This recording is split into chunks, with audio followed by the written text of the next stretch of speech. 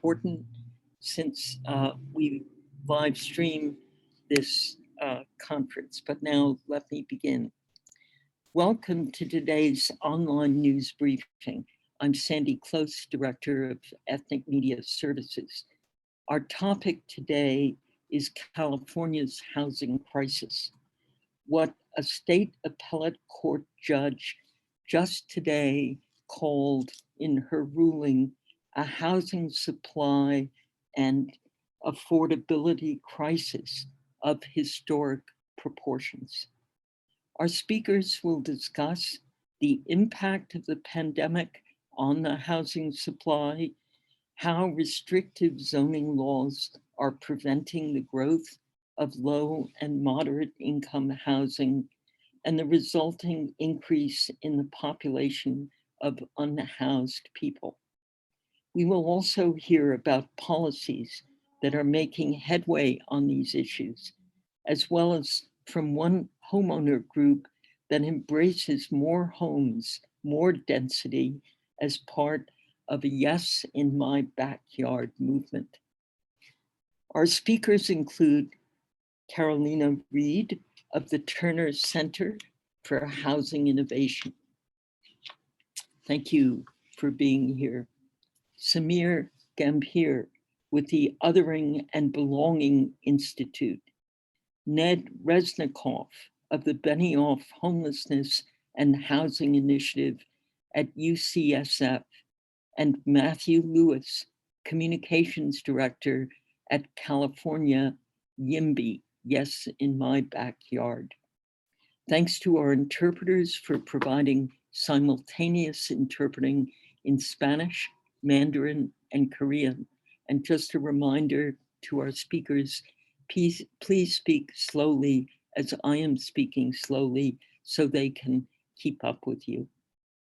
To our reporters, enter questions in the chat box and we will make time for Q&A after each speaker.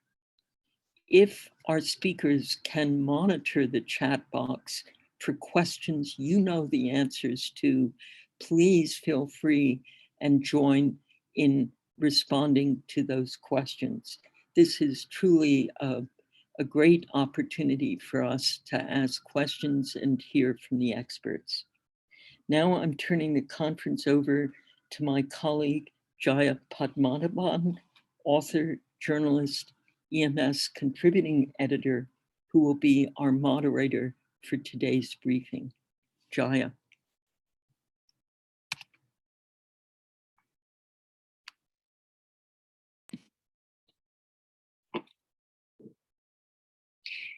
Thank you, Sandy. Good morning to our media colleagues and to our panelists, who are all experts researching solutions to California's housing crisis. We have 4 speakers today, as Sandy mentioned, and we will start with Ms. Carolina Reed from the Turner Center for Housing Innovation. She will talk about how the pandemic has widened the gap in access to affordable and low-income housing. Welcome, Carolina. Thank you. Do you want me to go now? Yes. Great. All right. Hello, everybody. Thank you so much for joining us. And thank you to my fellow panelists who I'm sure are going to provide amazing content. I'm going to share my screen and show a few slides. Can everybody see my slides now? Terrific. My focus today is going to be on the COVID crisis. Certainly, and I think Sandy brought this up beautifully, California has had an affordability crisis for decades, and low-income renters in the state were certainly at a disadvantage well before COVID hit. This housing affordability crisis is really driven by exclusionary zoning practices that limit supply, racial discrimination in housing, and rising income inequality. And I think the other speakers are going to speak to each of those 3 pieces. But we're really in this perfect storm where housing costs in the state are vastly outstripping incomes. And COVID is promising to make the situation worse. And so I want to give you just a few sets of information about how COVID is affecting renters, the relief efforts to provide renters with relief, and then the implications of this for long-term housing affordability. We know that prior to COVID, about 40% of California households were experiencing severe housing cost burdens, and about 50% of renters were. And this means that they're spending at least 30% of their income on housing. What has happened with COVID is that many of those households have gotten even further behind. Nationally, approximately 15% of renter households are behind on their rent. In California, that is 14%, or more than 880,000 households. On average, researchers estimate that each of these households is behind by about $3,000 to $5,000. If you think about California's high housing costs, it's likely to be higher than that for many households. And it also makes it increasingly difficult for these households to make up this back rent and then also stay current on their current rent. We know that these income losses due to the COVID-19 shutdowns and missed rent payments are higher among certain structurally marginalized populations. So lower income households are much more likely to have lost income and be behind on rent than higher income. People of color are more likely to be behind on their rent. Single parent households, particularly women with children, are significantly more likely to be behind on rent, and people with a disability. So we're looking at structurally marginalized populations who are more likely to be behind on rent and more vulnerable to eviction. I wanted to provide you with the specific data around race and ethnicity and the share of adult renters who are behind on their rental payments by race and ethnicity. It is much more common among Black African-American renters, around Hispanic Latino renters, but also Asian renters. And particularly in California, the Asian population has been particularly hard hit, in large part due to the important role that Asian workers play in service sector and other sectors of the economy that have been most affected by the COVID pandemic shutdowns.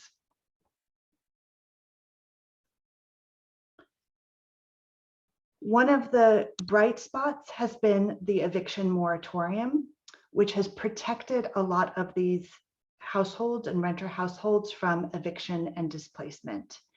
As many of you probably know, the Supreme Court ended the national CDC eviction moratorium, leaving a patchwork of protections behind, and many people across the country living in places that have no protections at all. In California, our eviction moratoria is set to expire at the end of this month, and current indications suggest that there is no political will to extend it further. We also have a very ambitious effort to provide rent relief to households who are behind on their rent. The CARES Act and the ARPA, both passed at the federal government level, appropriated significant amounts of federal funding for rental relief. But it has been difficult to roll out this money to renter households. In California, only about 14% of renters who are delinquent on their rent have received any kind of relief. There are multiple barriers to distribution, including language and documentation status. So getting the word out that they are eligible for relief is really important. Knowledge of the program, bureaucratic challenges in delivery, and then landlord-tenant relations. If relief doesn't hit these households by the end of the month, we are likely to see an increase in evictions, particularly for people who are significantly behind on their rent in rent-controlled apartments, which is likely to lead to increasing affordability problems and a loss of affordable housing. Oops. This is also a problem for landlords. We know that ethnic, immigrant, and landlords of color are least likely to know about the program and least likely to participate in the rental relief program. And these also tend to be landlords who only own a few properties. So smaller mom and pop landlords is what we often refer to them as, meaning that there's an intersection between the landlords who are vulnerable to renters not paying their rent and renters who are not getting relief. And this is concerning because it means that our programs to help these renters aren't reaching either the landlords or the renter households. And with that, I will stop and take questions. So,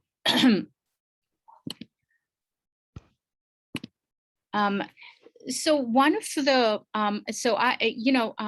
let's talk about increasing housing supply. Do you see, what do you think cities should be doing to increase housing stock? Yeah, so I will totally agree. And I think Matt and others are going to talk a little bit more about this supply issue. Certainly, we need to create more supply at all levels of income. So we need more market rate supply. The largest share of new renters in California are higher income renters. They are putting pressure on the rest of the housing market. But we also need more affordable and subsidized supply. So we also need more units that come with assistance that allows lower income families to rent those places. All of that will reduce affordability problems, which will make households more resilient to issues and to crises like the pandemic. Thank you. And we do have some questions in the chat. We'll go to Mark Hedden. Could you unmute yourself and ask your question?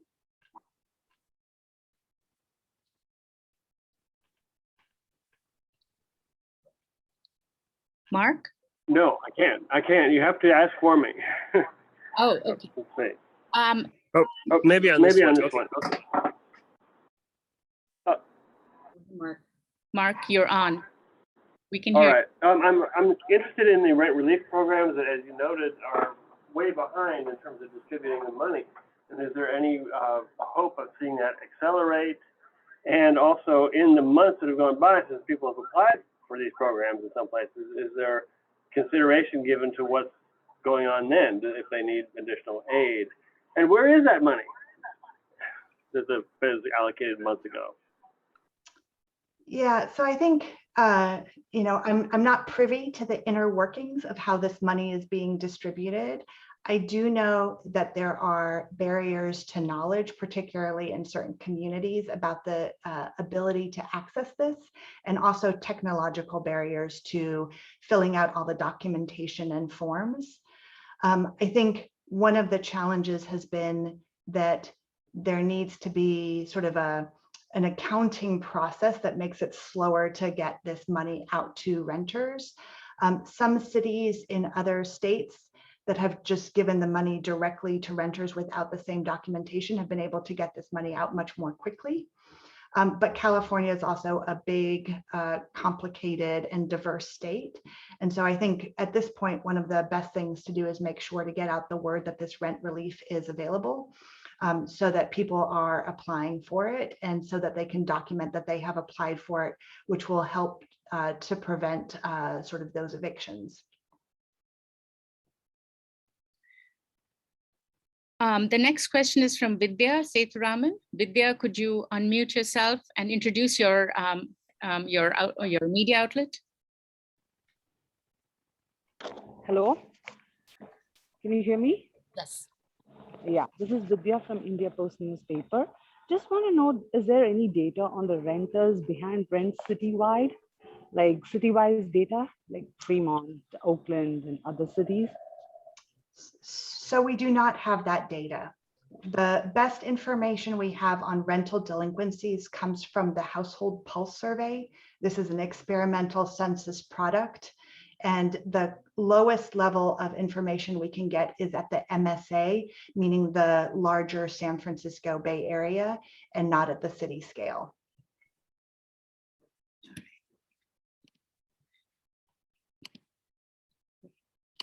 All right, so thank you, Carolina. We'll probably come. I'm sorry.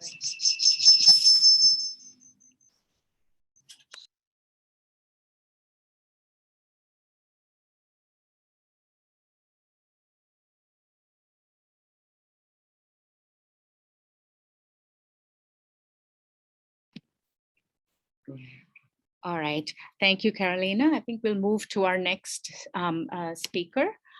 We might come back with more questions later on, but for now, let's move on to Samir Gambhir. Samir is the director of the Equity Metrics Program at the Othering and Belonging Institute at UC Berkeley.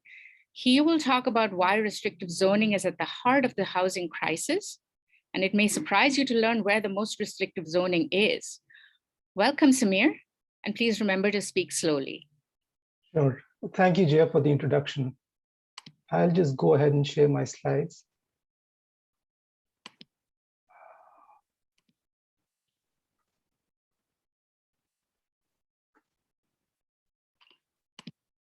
All right, can you guys see my slide? Yes. Great. Thank you, everyone. Good morning, and really appreciate being here. Thanks for the opportunity to share some of our research to highlight the ongoing housing crisis in California and how restrictive zoning has exacerbated affordable housing problem in the state, and how some of the communities have this has led to opportunity hoarding for some of the communities. Census data, which was released last month, shows that the US has become more diverse. There are substantial increases in Asian and Hispanic population, and the proportion of white population has reduced, and that's a trend consistent since 1990. Same is true for California. Unfortunately, this increase in racial and ethnic diversity has not led to increased racial and ethnic integration.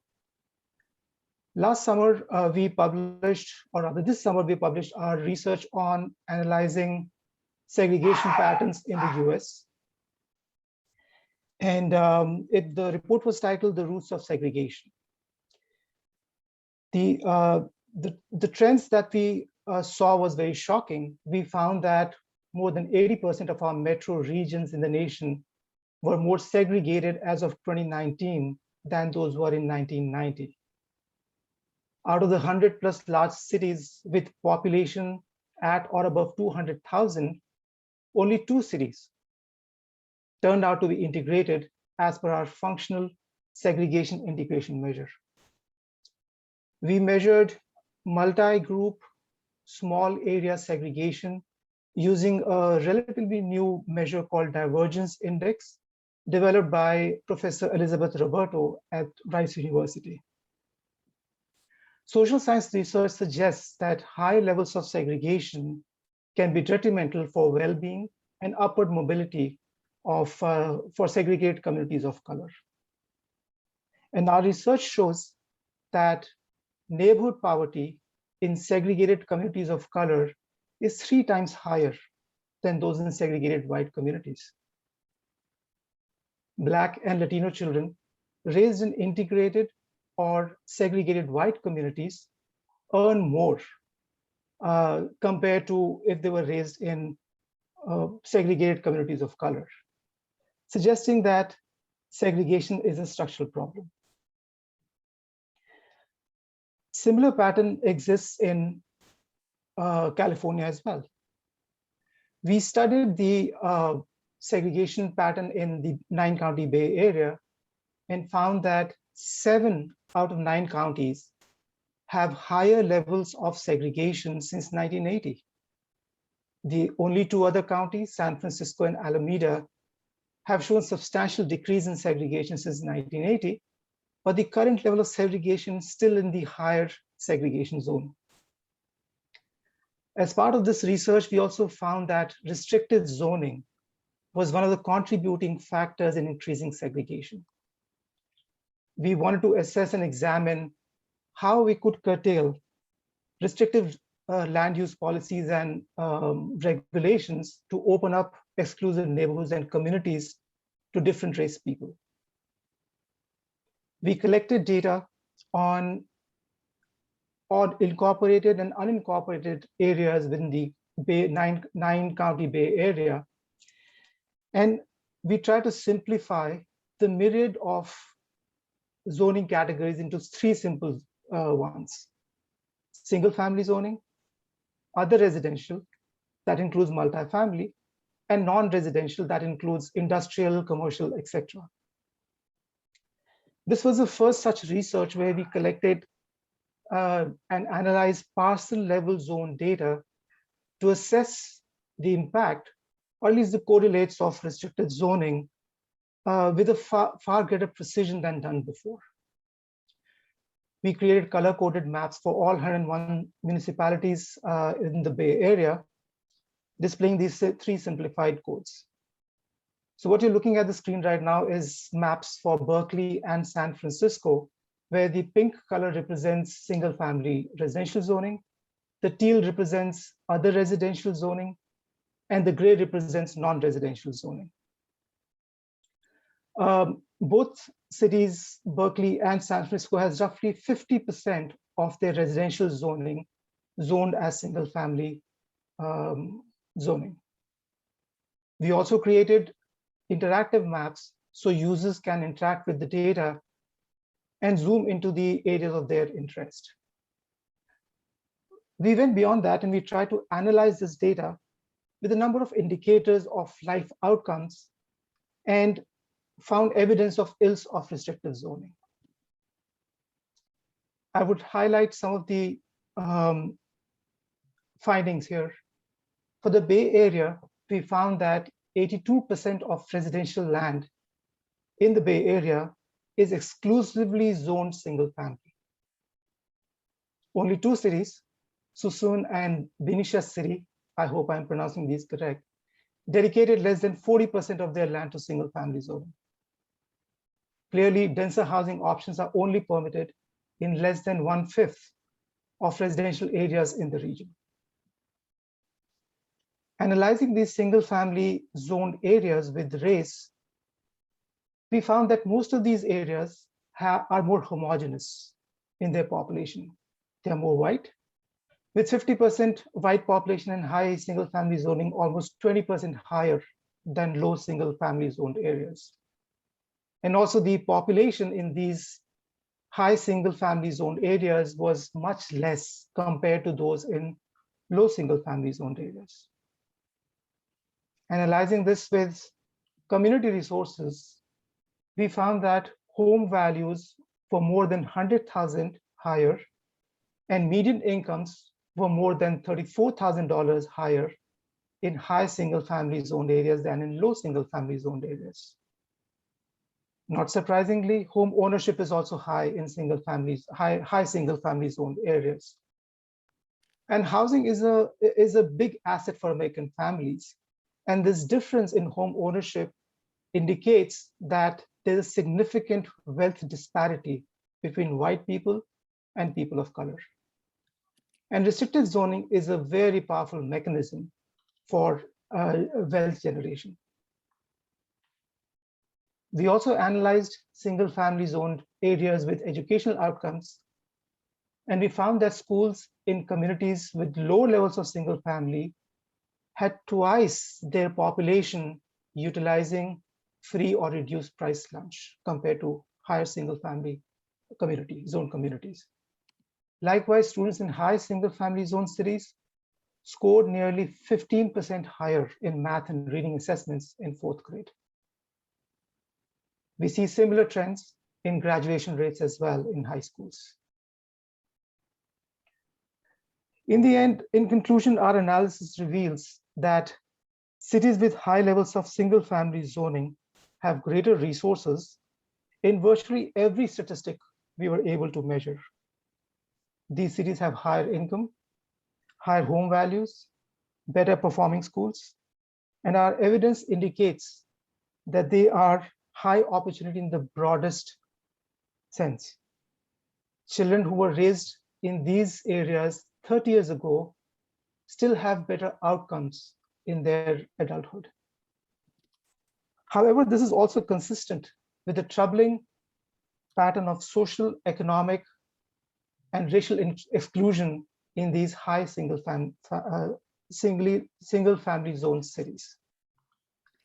At the time of housing unaffordability and rising homelessness, excessive single-family zoning does not allow cities to provide enough housing or the density needed to make housing affordable and reduce sprawl. There has to be an intentionality and political will to ban single-family zoning. Thank you. Thank you, Samir. In our conversation earlier, you mentioned, and I quote, opportunity has spatial footprint, which we talked about right now. And do you see zoning changes as the key solution to this crisis? I would say zoning is one of the solutions. There could be a whole lot of solutions that one could look at, increasing funding towards light-tech housing, increasing housing choice vouchers, and whole host of other policy areas. But our analysis found that restricted zoning is one of the main contributors. And as you mentioned, opportunity is really important. Where we live actually determines our life outcomes. Access to jobs, access to school, access to safe neighborhoods. All these are determined by where we live. So it's important that these areas which are like high opportunity or where their resources are being hoarded are opened up to other communities so that they can also access the richness, diversity, and the opportunity that's available to other folks. It seems as if single-family home zoning is a recipe for success. San Francisco or Berkeley are both hubs for progressive politics. What are they doing? So as you might have seen, I think early this year, Berkeley announced their intent to abolish single-family zoning. And they're working on it. There are many cities within the state and within the Bay Area in particular, which are looking into banning single-family zoning. And banning single-family zoning does not mean banning single-family homes. It's the zoned area which prevents building multifamily and other housing choice options. So there are cities trying to do that, which is a good step forward. But it's also important that it's more uniform rather than a piecemeal solution. If it comes down as a state policy, it would be it'll have a much better outcome by reducing the single-family zone areas and opening up those exclusive communities to other communities as well. Thank you. And we'll move to questions in the chat. Julia Dudley has a question. Julia, could you introduce yourself and your outlet? Certainly. My name is Julia Dudley Najib on Me News, and I'm located in the Central Valley. I'm really concerned about the gentrification process that I keep seeing happening even before my eyes, where I am now located in Fresno. And there's a particular community in Fresno, West Fresno, that's fighting this gentrification, because what happens is you have the community that's already there, but they're not able to afford as things change in the community, from the housing and the affordability, or may not have the access to education. That's what's becoming problematic. If we look at what happened in San Bernardino, it's the same thing. Everyone could not afford certain areas of Southern California, and they end up moving into one area. And then you have that aspect of everybody collectively maybe in poverty in that one area. This keeps happening. So what are some other suggestions that we can begin to identify to make sure people can stay in those communities and afford it, and be able to also reap the rewards as the community builds up, as more buildings and more opportunities, more housing should be there for them? Thank you, Julia, for your question. It's a very interesting question, ongoing question. gentrification is an intractable problem. People are trying, researchers are trying, other policymakers are trying to tackle this issue, but it's really a problematic issue. But there has to be as a solution, there has to be a whole lot of effort from all different policy angles to attack this issue. It's not a one solution fit all in this case. In our research, we found that areas which are moderately segregated could be a good thing in the fact that they're more integrated, but it's also possible that those might be the tipping point for becoming more gentrified. So in terms of solutions, there are these policy solutions available already that there could be more push to make it more effective in improving integration, have better mobility strategies. But one of the most important solutions that to the issue that you are bringing up, Julia, is that there has to be some sort of counseling when people are moving from a low opportunity to a high opportunity areas, which are exclusively white communities. There has to be some amount of counseling, some amount of help needed, not just provide them with a building and let them to just move in, but provide host of other services as well, which makes that move easier, makes them feel more included in those communities and access all those resources that are available. Thank you, Samir. And before we move to the next speaker, Carolina, would you like to comment? No, I agree completely with Samir's points that it is going to take concerted action on lots of different fronts. The research does show that when there is an adequate supply of affordable housing in a community, it can keep residents in place. Right. And so there is, if a neighborhood is experiencing gentrification, the best way to ensure that people are not displaced is either through assisted housing, through other types of either community land trusts or other sort of tenant owned purchase property type of strategies. I really liked your point about education and the need for better jobs too. Those can take a long time to materialize when you have a situation like California where you have such a housing shortage and it takes us 5 to 10 years to build any new buildings. Thank you. Next, we move to Ned Reznikov, who is the policy expert at the Benioff Homelessness and Housing Initiative at Ucsf. In an essay he wrote for the New York Times in July, Ned said that homelessness is solvable. Its primary driver is housing unaffordability. He will discuss this in his remarks. Welcome, Ned. And a reminder again to speak slowly for the interpreters. Thank you, Jaya, and thank you to both you and Sandy for having me here. I'm going to bring up my presentation and I will try to strike a balance between moving through it quickly so we have time for questions while also speaking slowly, and we'll see how well I do at that.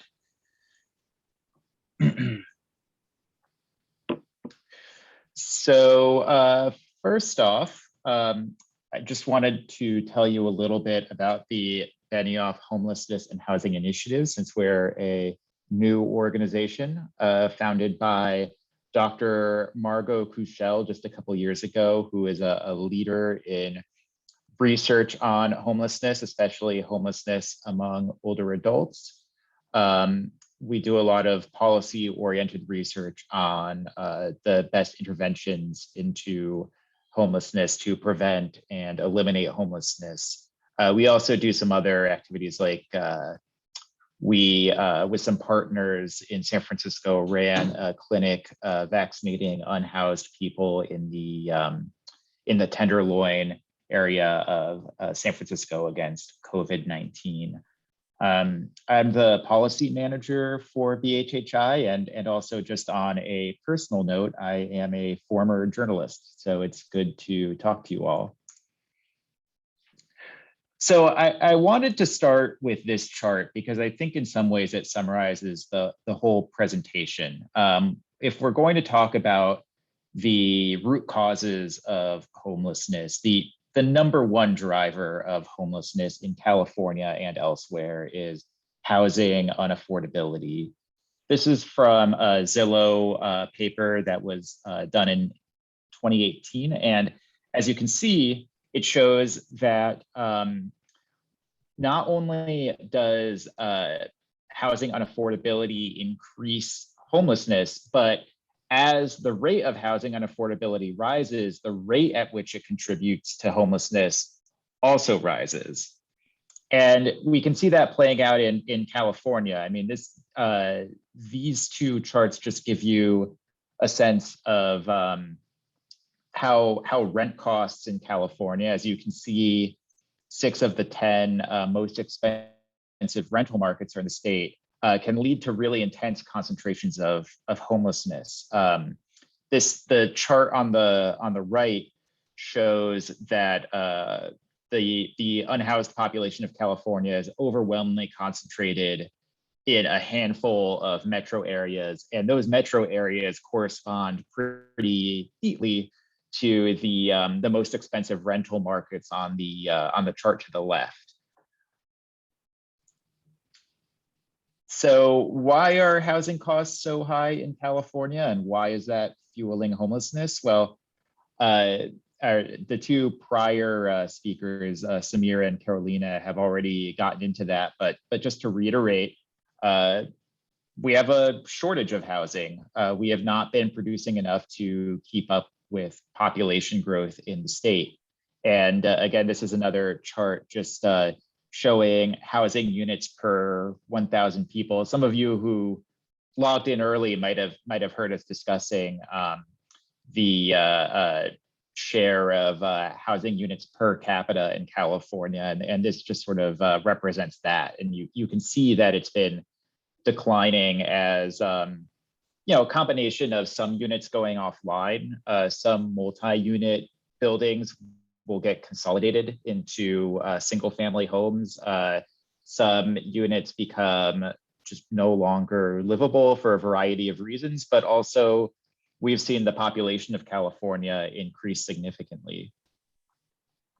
So next, I'm just going to talk briefly about the root causes for this. Again, this is something that I think Samir's presentation in particular got into, but the first root cause I want to discuss is just structural racism, that a lot of the rules that have led to housing being so unaffordable in California were part of a deliberate attempt to keep various communities in California mostly or exclusively white. And those include restrictive zoning rules, which we have already discussed, redlining. I also wanted to highlight Article 34, which is a provision in the California State Constitution passed in, I believe, the 1950s that makes it significantly harder to build low-income affordable housing.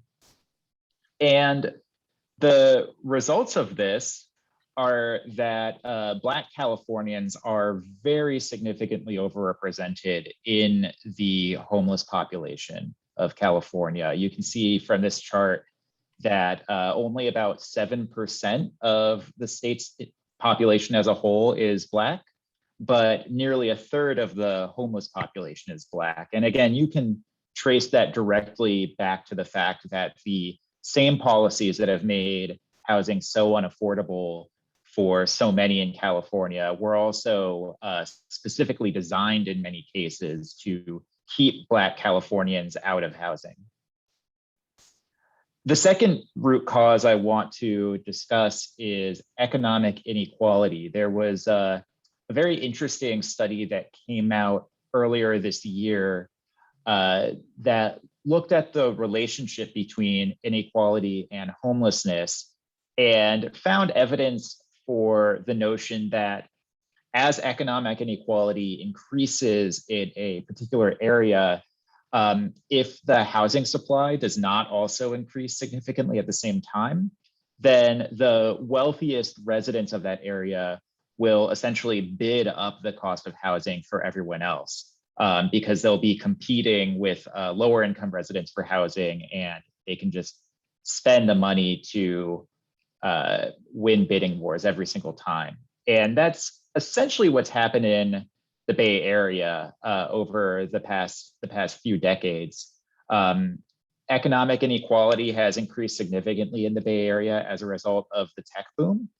And at the same time, as you can see from the chart on the right, housing development has stagnated. And so you've created a dynamic where, for example, in Berkeley, where I live, I believe we're #1 in terms of how high homes sell above asking price now. And part of the reason for that is that there are very few homes in Berkeley relative to the people who want to live in them. But we do have some very wealthy residents of Berkeley who are able to submit offers well above asking price. And that makes it impossible for the vast majority of people who are not extraordinarily wealthy to afford decent homes in Berkeley. So in the last 30 seconds, just going to talk briefly about solutions to homelessness in particular. One is to just make it easier to build more housing in California. And in particular, I want to focus on extremely low income housing because that's really how you help people who are at imminent risk of homelessness. In addition to lowering the cost of housing, it's also important to focus on interventions that raise people's incomes. It's a bit of a two-way equation where housing needs to be cheaper, but also people just need to have higher incomes in order to afford rent or afford housing. So those are what are called upstream interventions. And then the last thing, which I can talk a little bit about if there are questions, are housing first interventions, where a lot of our research at BHHI is concentrated. Housing first interventions essentially start with the premise that all of the different issues that may be contributing to homelessness in someone's life or may be more difficult to manage because of homelessness, one of the prior conditions to actually really addressing those issues is getting them into permanent housing. So for example, if someone is both unhoused and struggling with substance use disorder, it's much easier to treat the substance use disorder if they are housed rather than trying to treat the disorder and then making sobriety a precondition for housing. I am over time, so I will stop there and I am happy to take any questions. Before we move to questions on the chat, I have a couple of questions. So some cities have reduced homelessness through wraparound services. They're likely to be small scale cities like Bakersfield. What do bigger cities need to do, in your opinion? Well, I mean, I think it goes back to the three things that I listed on the final slide. And it's important to emphasize that they all need to be done simultaneously. Wraparound services are important and housing first interventions are absolutely key, but it's really hard for you to have long-term durable success with those interventions if you're not also building significantly more housing at the same time. We've done some studies on certain services providing assistance to people who are at risk of homelessness, where they're offered things like short-term subsidies and housing navigation services. And one of the things we find is that trying to help people navigate the housing market can be effective, but it's of limited effectiveness if the affordable housing for them just simply does not exist in that area. So it's really a matter of, I think sometimes it's framed as an either or thing, social services or more housing production, but it really, really needs to be both. So does converting hotels help? Yeah, so I think that's probably a reference to Project Homekey, which we view very, very positively at BHHI. Certainly acquisitions of existing units that are not permanent housing but can be converted into permanent extremely low income housing is a part of the policy mix that we think helps, with the caveat that there are only so many unused hotels in any particular city. And so you also do need to be building new housing in addition to acquiring that housing. Unfortunately, we've run out of time for questions in the chat, but we'll come back to it after our last speaker. Thank you, Ned. And we move to Matthew Lewis, who is with California Yes in My Backyard, also known as YIMBY, as opposed to Not in My Backyard, or NIMBY.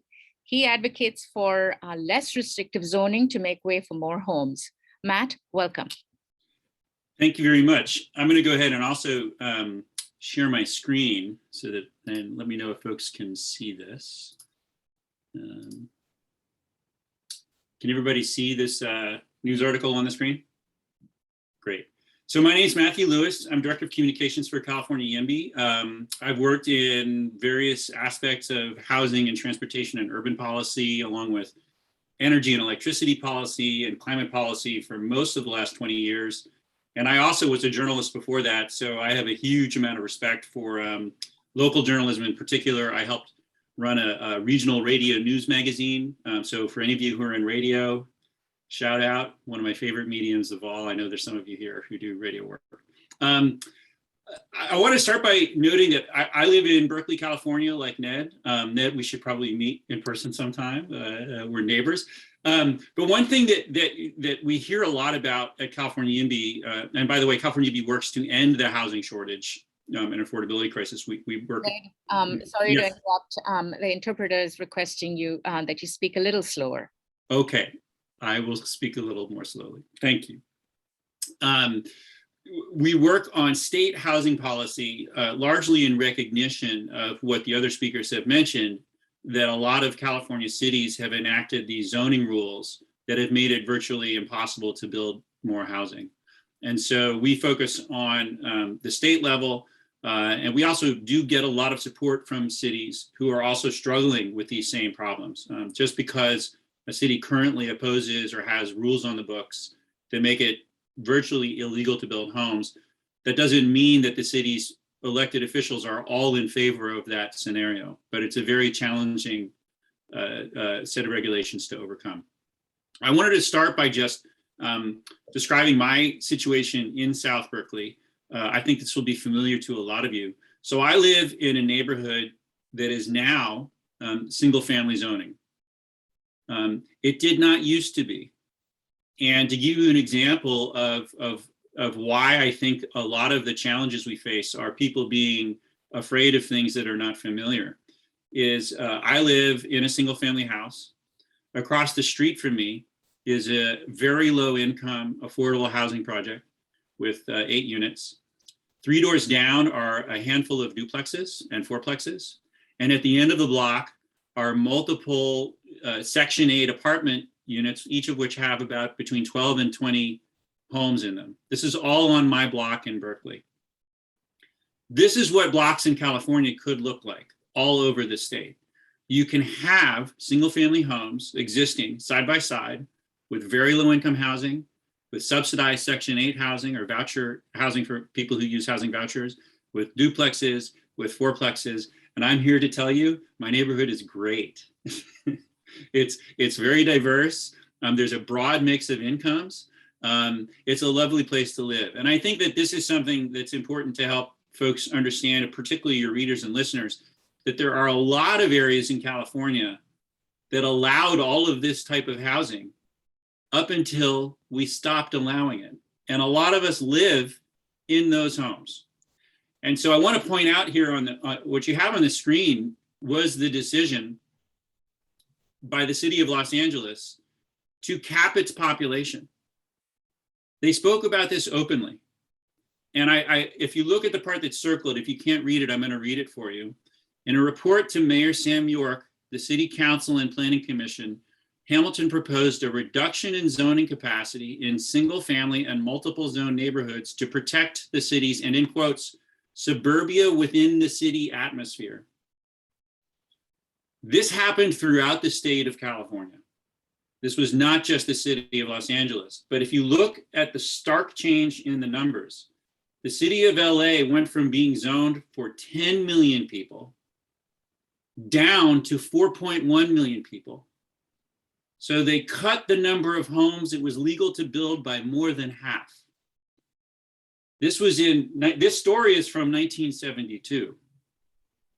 The reason I want to mention this is it's taken 50 years for all of these problems to accumulate.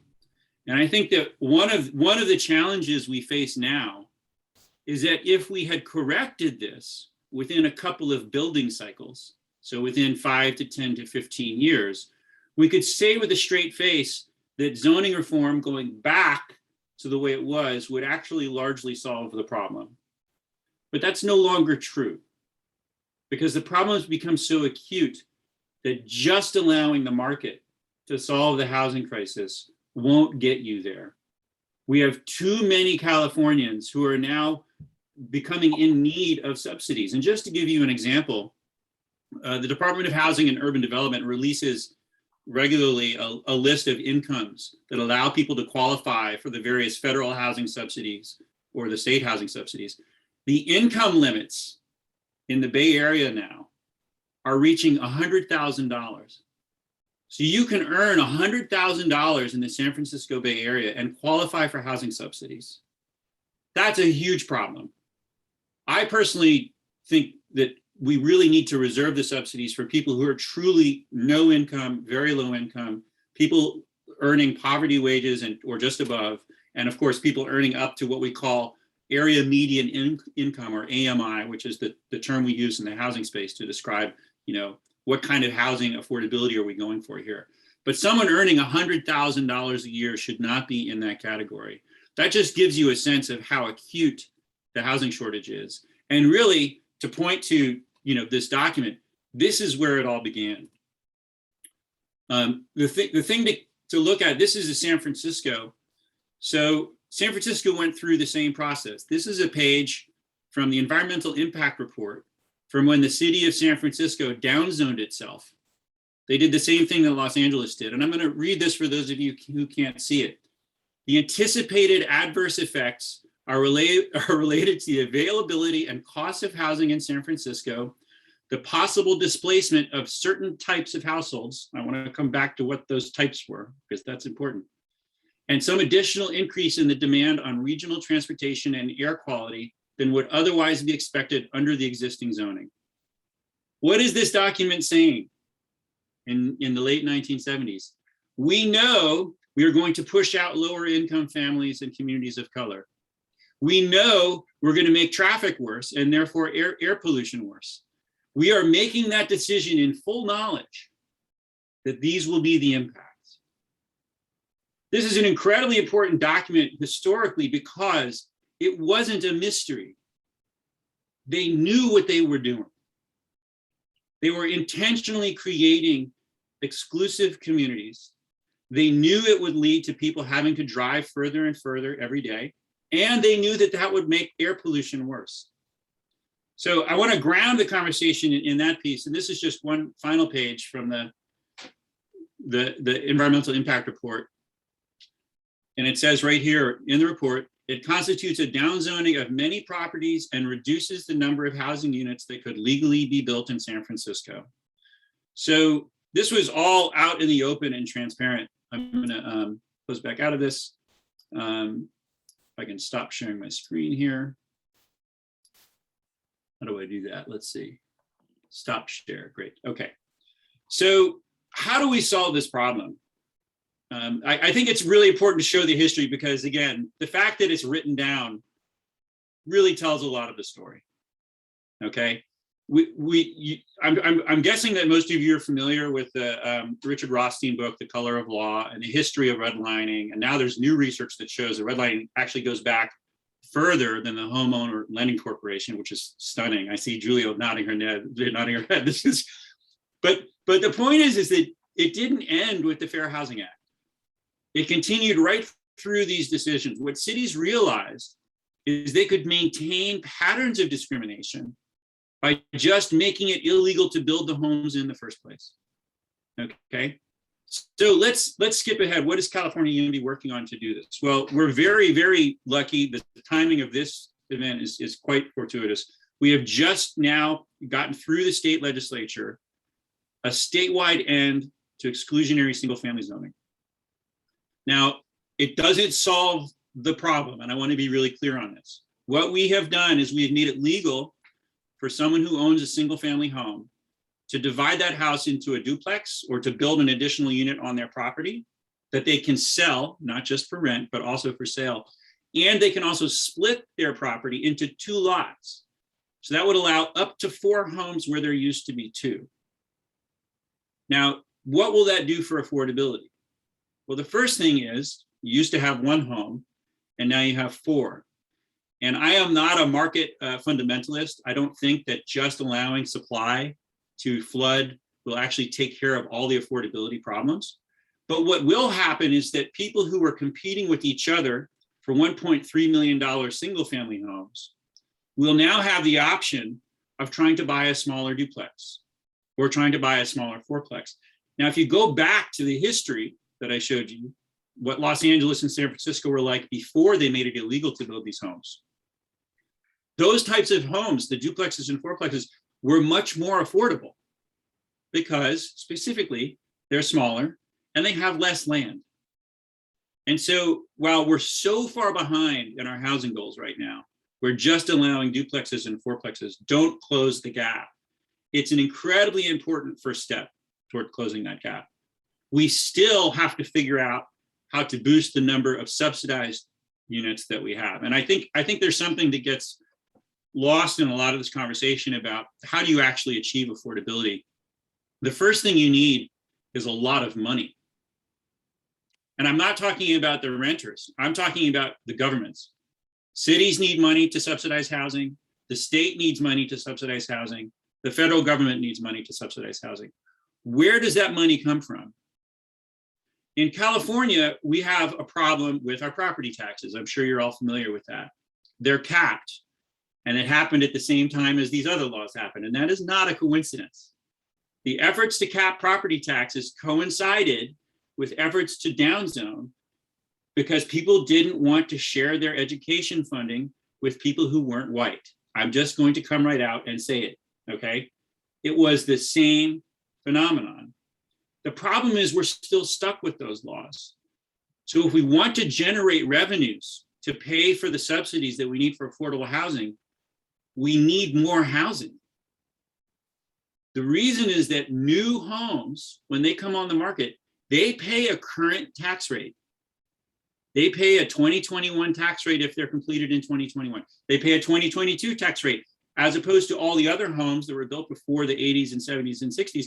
If people still live in those homes, they're paying 1970s and 1980s tax rates. So you need a huge number of market rate homes to generate the revenues you need to subsidize the affordable homes. You have to have both. So sometimes you hear people say, oh, we want to do 100% affordable housing. I'm a huge fan of 100% affordable housing. There's an effort to do that in South Berkeley, but the problem is that the people have done the math on how long it would take them to get the money. Guess when they would break ground on that housing? Matt, we're running out of time. So I'll wrap up. Yeah. 2038. It would take 17 years for the city of Berkeley to come up with the funds to do 100% affordable housing at our BART station in South Berkeley. I don't think that's soon enough. I want to see it happen sooner. So what California Unity does is we try to eliminate the barriers through zoning reform while also recognizing we have to identify revenue sources to do the subsidies because so many Californians just can't get into a home they can afford. So we're a both and organization. We're an all of the above organization. And I'm very excited because we're finally breaking through the state legislature with some reforms that I think are going to start to move the needle. Thank you, Matt. And we've almost, we've come to noon, so we'll quickly wrap up with final remarks from each of our panelists. What do you think is the most hopeful initiative out there? starting with Carolina. I'm going to say something that's not directly related to housing, but I think that the child tax credit and the extension of real governmental support to families that need it is the best thing that we can do to both prevent homelessness and ensure that people have enough money to meet their basic needs, including housing. Thank you. Next, Samir. I would say that, allocating low-income housing tax credits in high opportunity areas is one of the solutions. We are working with California Housing and Community Development to provide an empirical framework of landscape of opportunity within California, and that assists ACD and TCAC, the Tax Credit Allocation Committee, to allow affordable housing developers to build in high opportunity areas. Thank you. Ned? So over the summer, the state legislature passed a budget that included $12 billion for fighting the homelessness crisis in California. That includes billions in additional funding for Project Home Key, which we discussed earlier, for a lot of housing first-based interventions. But I think for me, what really sticks out is just the scale of the funding proposed and the real acknowledgement that this is in some ways the crisis facing California right now. We'll see what happens. That money is not enough to solve the problem on its own. So the real challenge is going to be sustaining those investments over the next 5, 10, 20 years, however long it takes. But we're certainly off to finally a good start. All right. Thank you. And Matt. I think one of the things that I'm excited about is to see creating more opportunities for home ownership, particularly in communities of color. Home ownership is the stepping stone to intergenerational wealth in the United States. I know there's efforts to try to increase the supply of social housing and housing that's owned by the government, which I'm also a huge fan of. But the reality is that for now, if you want to have families that have wealth that lasts for generations, it starts with home ownership. And so I'm excited that we're on the cusp of creating a lot more ownership opportunities for people, including in the communities where they already live, so that they can expand the housing where they live and keep that in the family and sell it and have some more assets that they can pass down to their children. Thank you. Thank you to all our panelists. For final closing remarks, I'll hand it over to Sandy. This has been a really important seminar for all of us, with very important news pegs that I think many of us were not aware of. Thank you for sharing your personal views at the end. I think we're all sitting here groping to understand the complexity of the housing crisis, acknowledging the many roots and giving a historical perspective, but then zooming in on where some of the hopeful developments are. Thank you so much for your time, your thought, your expertise, your passion in this field. Thank you.